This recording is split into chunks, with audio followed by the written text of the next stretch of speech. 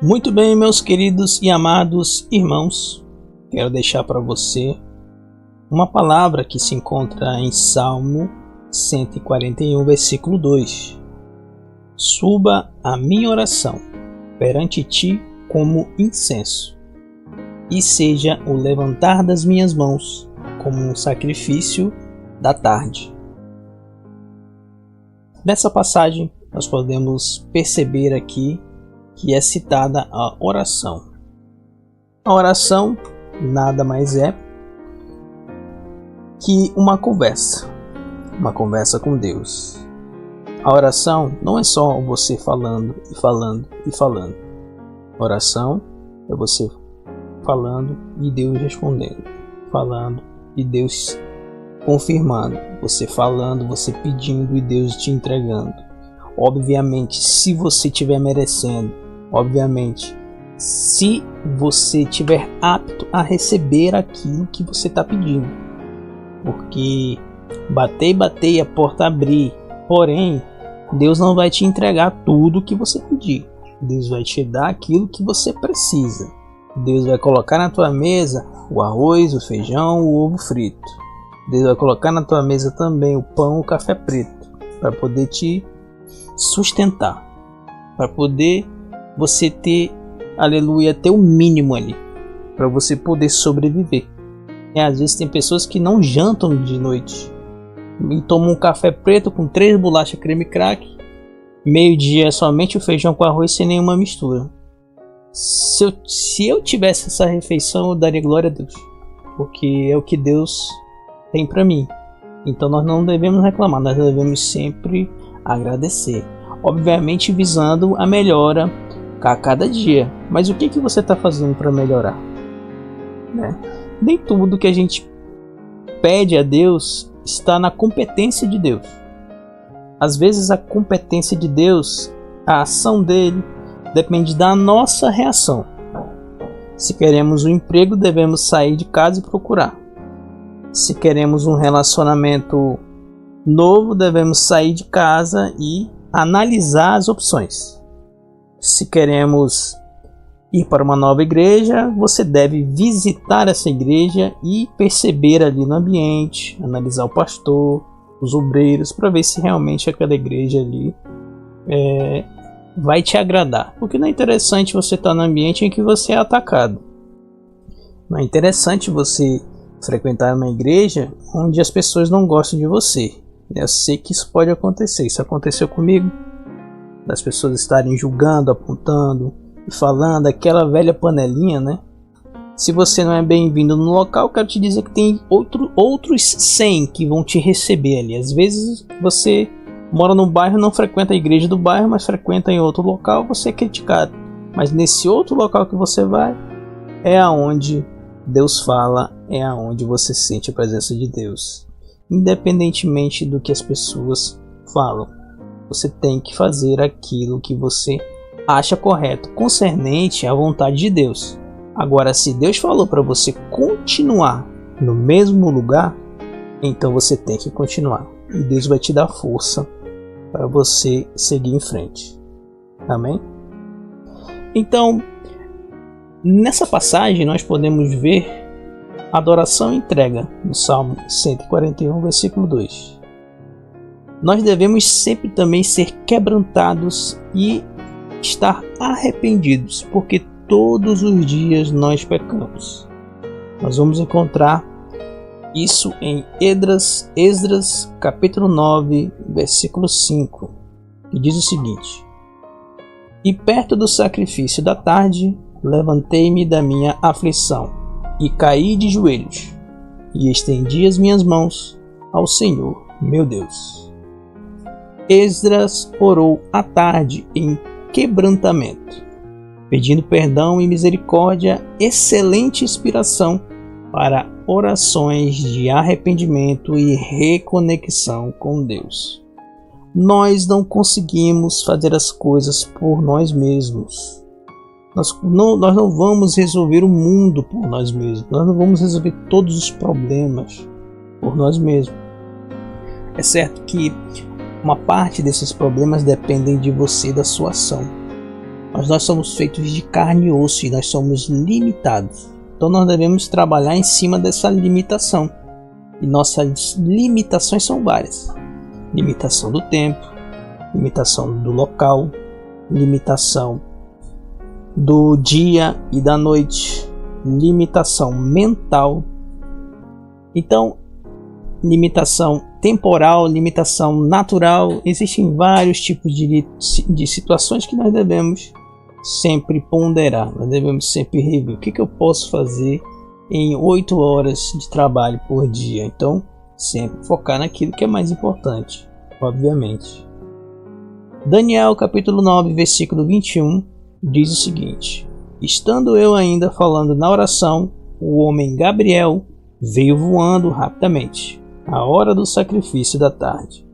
Daniel estava orando à tarde e Deus enviou o anjo Gabriel como uma resposta.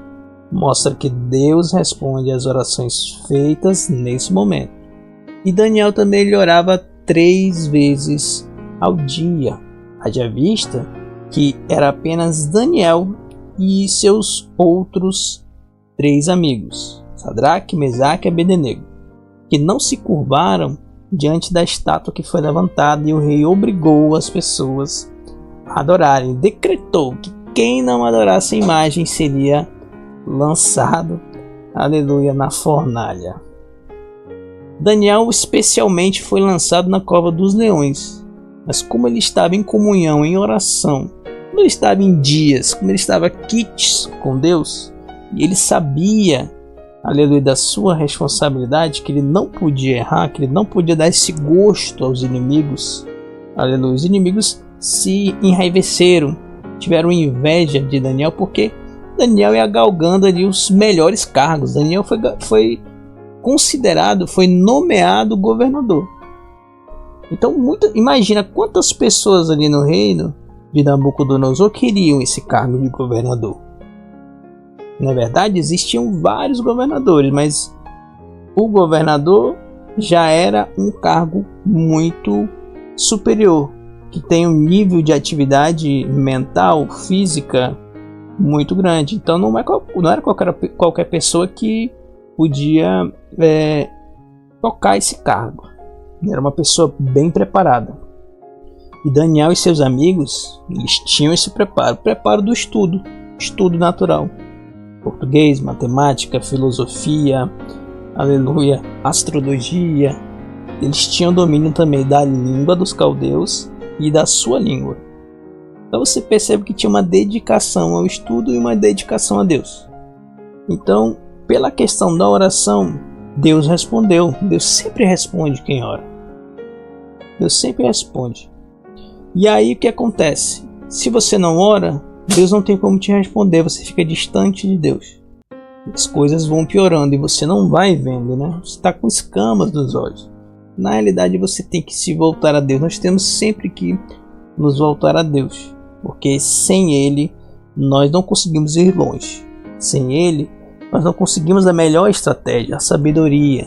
Nós não conseguimos, aleluia, caminhar da forma correta. Com Deus nós vamos caminhar, nós vamos correr e não vamos nos cansar. E vai ter a hora certa da gente caminhar e a hora certa da gente correr. E Deus, Ele vai suprir todas as nossas necessidades. Vai nos perdoar, vai nos guardar, vai nos livrar do mal e vai nos conceder uma vida digna, uma vida plena de alegria, felicidade e prosperidade. Porque estaremos debaixo da sua vontade. Porque se entregarmos os nossos caminhos a Ele, Ele vai cuidar de nós especialmente. Quero te dar um abraço e quero que você guarde essa palavra no seu coração. Existem algumas situações na Bíblia que encontramos em que a oração foi a chave correta, foi a virada na vida de personagens bíblicos, como Daniel na cova dos leões. Daniel, ele foi acusado por orar a Deus, desobedecendo um decreto do rei, porém Daniel orava para o Deus verdadeiro. E Daniel era tão atacado por invejosos, tão atacado por pessoas que não gostavam a forma com que ele agia, que achavam que estava agindo da forma correta, mas quando na realidade era Daniel que estava certo. Quantas pessoas não tem por aí te atacando, né? Falando de você, achando que elas estão corretas, quando na realidade você é o escolhido, você é a escolhida, e se prostra diante de Deus e ora.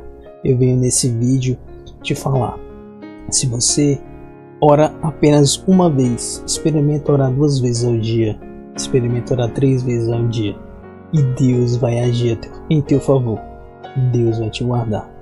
Mesmo Daniel orando 3 vezes ao dia, sabendo do perigo, ele continua orando, porque o crente fiel, ele sabe que se chegar ao fim dele, ele será salvo, e se não chegar, Deus vai agir na terra.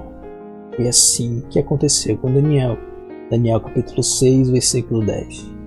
Daniel também foi lançado na cova dos leões, mas Deus fechou a boca dos leões e Daniel saiu ileso.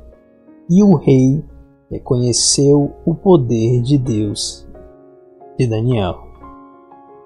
Talvez você também seja como Ana. Ana, a mãe de Samuel. Ana era estéril e sofria zombarias de Penina. No templo, Ana orou com amargura de alma pedindo filho. 1 Samuel, capítulo 1, versículo 10, 11. Deus ouviu a sua oração. Ela teve Samuel e o consagrou a Deus. Aleluia. Samuel foi profeta, Samuel foi juiz, Samuel foi sacerdote, Samuel foi uma pessoa separada para a obra, e Ana entregou Samuel a Deus, e Deus protegeu o menino. Debaixo de um zimbro, de um pé de zimbro, eles iam morrer de sede, mas Deus não deixou. Quem ia morrer de sede? Ana e Samuel, pequeno Samuel, porque Ana tinha sido liberta. Ana era escrava, mas ela foi liberta. Portanto, a única coisa que Ana levou foi as suas roupas, sandália e o cantil de água. Porém, no deserto a água acaba muito rápido. Ia desidratar, ia morrer, mas debaixo do pé de zimbro, quando estava desfalecendo, Deus mandou um anjo. E um anjo grande, porque ele disse que o anjo apareceu longe de Ana, a um passo de distância do anjo.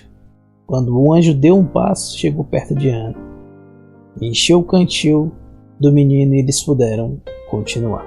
É assim que Deus faz. Você não vai morrer nessa guerra, você não vai desfalecer nesse deserto.